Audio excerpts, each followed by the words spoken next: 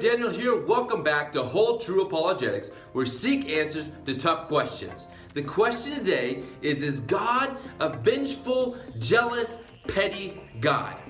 Richard Dawkins, a famous atheist, stated this: the God of the Old Testament is arguably the most unpleasant character in all of fiction. Jealous and proud of it, a petty, unjust, unforgiving control freak. Now, Dawkins goes on to say some more things he doesn't like about the God of the Bible, but I want to point out one specific thing he's stating here.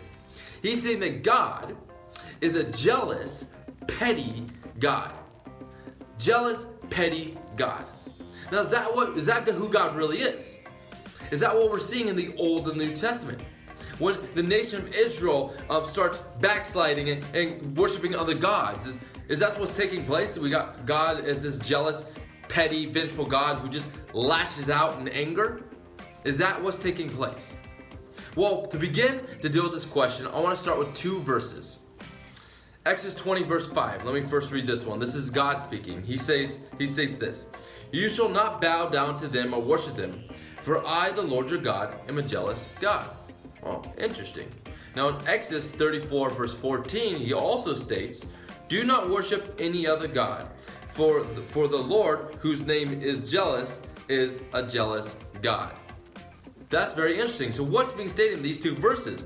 It's stating that God is not only a jealous God, but he calls himself by the name jealous. Now, what does that mean? What does God mean when he's referring to himself as a jealous God? Now, jealous can mean two things. Jealous can mean something good or something bad, and we're very familiar with the bad. For example, to be jealous for something could be this petty self-interest, or like they have a car I want, they have something, so you're jealous towards that. It's a self-interest, petty desire. All right, but jealous also can spring, and this is what Paul Copeland talks about, can spring from a concern of another's well-being. Can spring from concern of another well-being. Now, Paul the Apostle states this, and I found this passage very interesting.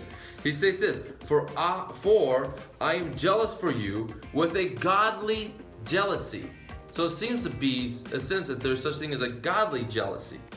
Now, Paul is not, in this passage, he's not talking about pettiness. He's not talking about this self-centeredness, I want what you have, but rather it's this concern for their well-being. Now let's turn to God. Let's turn to God. What is it stating when God calls himself a jealous God?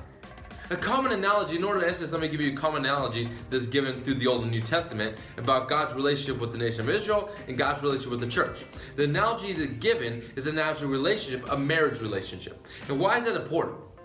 Because God's jealousy springs from a place of a husband protecting or fighting for a relationship.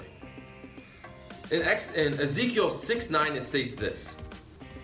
This is God speaking. "How I have been hurt by your adulterous hearts when they turned away from me, and by your eyes when they played the harlot after their idols." In Isaiah 65 verse 2 and 3, he states this: "I have spread out my hands all day long to a rebellious people who walk in a way which is not good, following their own thoughts, and the people who continue to provoke me to my face."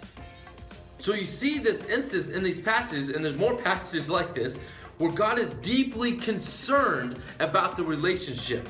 And this jealousy is coming from a deep concern and care for the relationship.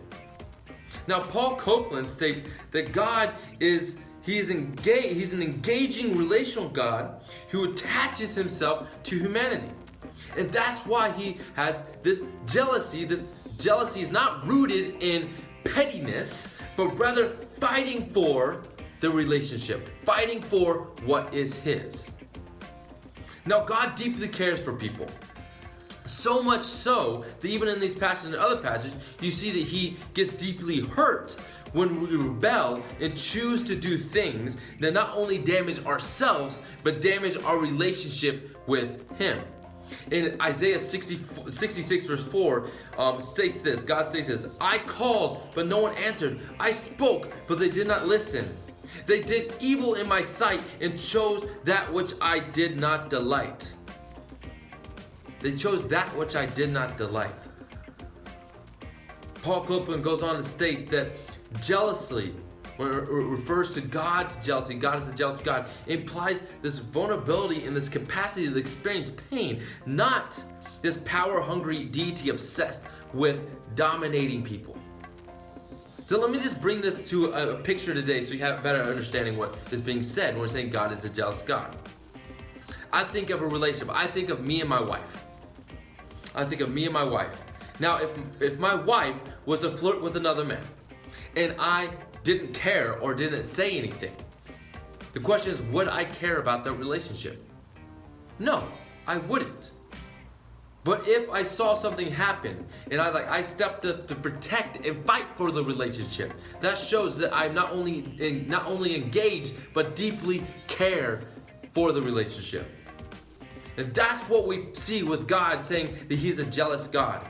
It's this picture of a husband and a wife where He deeply cares, and when we, or the nation of Israel, flirts with things that destroy us and destroy our relationship with Him, He will fight for that relationship. He is a jealous God because He deeply cares. He's jealous for what belongs to Him.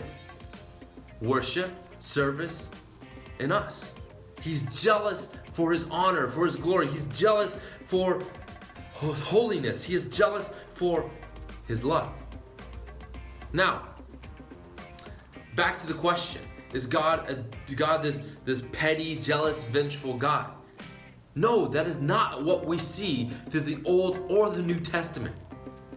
We have this covenant-making God who, when He makes a covenant, attaches Himself to humanity and deeply fights to protect that covenant relationship.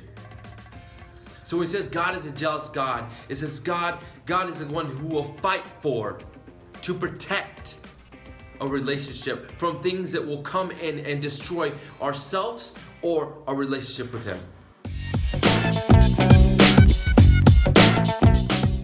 Hey, if you found this video helpful and challenging, I encourage you to like, subscribe, and share this video on.